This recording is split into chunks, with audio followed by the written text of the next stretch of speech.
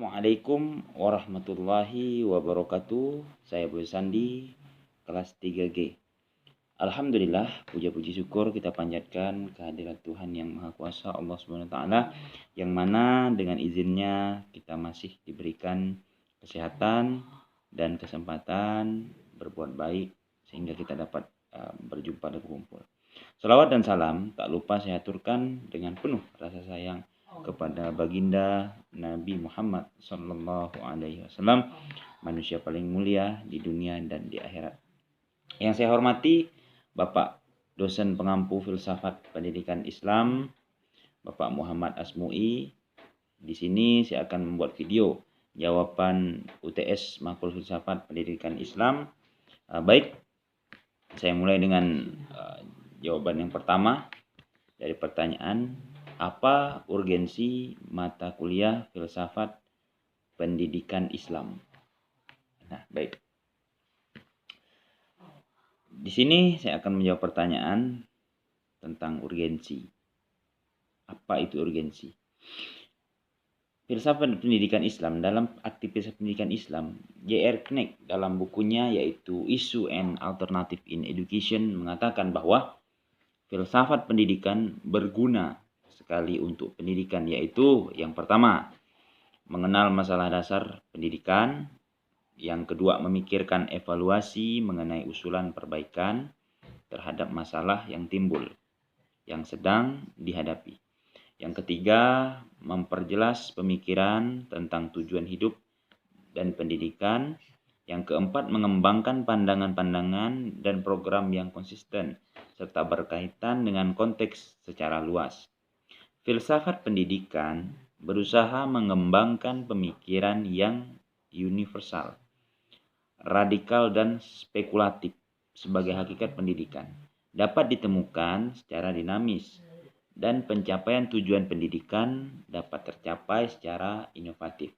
Kemudian Abudin Nata pada tahun 2001 mengemukakan ada 3 manfaat dari mempelajari filsafat pendidikan Islam, yaitu bahwa filsafat pendidikan Islam dapat menolong para perancang pendidikan dan orang-orang yang melakukannya dalam suatu negara untuk membentuk pemikiran sehat terhadap proses pendidikan. Filsafat pendidikan akan menjadi asas yang terbaik untuk penilaian pendidikan.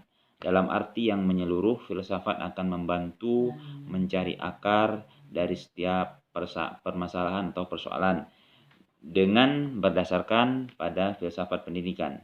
Ini setiap masalah pendidikan akan dapat dipecahkan secara komprehensif, tidak paralel, tambang sulam atau sepotong-sepotong. Nah, jawaban yang kedua ialah bagaimana Anda memahami konsep hubungan metafisika Islam dengan pendidikan Islam.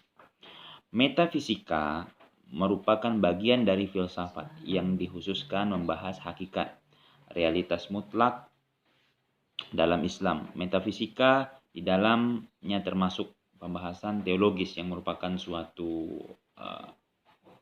yang sangat penting dalam menentukan konsepsi dasar umat mengenai alam jagat raya, psikologi, epistemologi, etika, bahkan logik atau logika.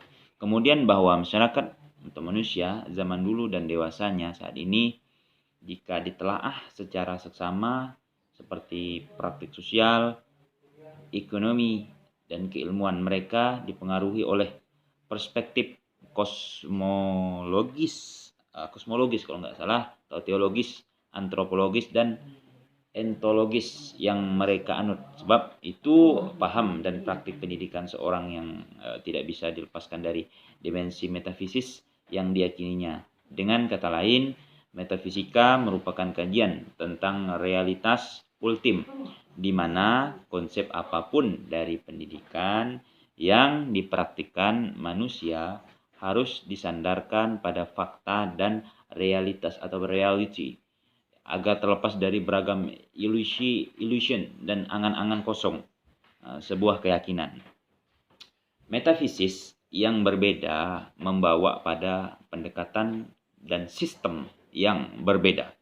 terkait dengan pendidikan, bahkan keyakinan-keyakinan metafisis sangat mempengaruhi secara langsung terhadap isu-isu pendidikan. Misalnya isi terpenting dari kurikulum sistem pendidikan apa yang diupayakan bagi individu, masyarakat, dan peran guru, relasi pendidik dan anak didik dan lain sebagainya. Itu yang kedua. Oke, jawaban ketiga, jelaskan definisi ilmu menurut Profesor Al-Attas. Bahwa ilmu datang dari Allah dan diperoleh oleh jiwa yang kreatif. Al-Attas membagi definisi ilmu secara deskriptif. Deskriptif menjadi dua bagian. Yang pertama, ilmu adalah suatu yang berasal dari Allah. Jelas, semua ilmu itu berasal dari Allah. Bisa dikatakan bahwa ilmu itu adalah datangnya makna sesuatu atau objek ilmu ke dalam jiwa pencari ilmu.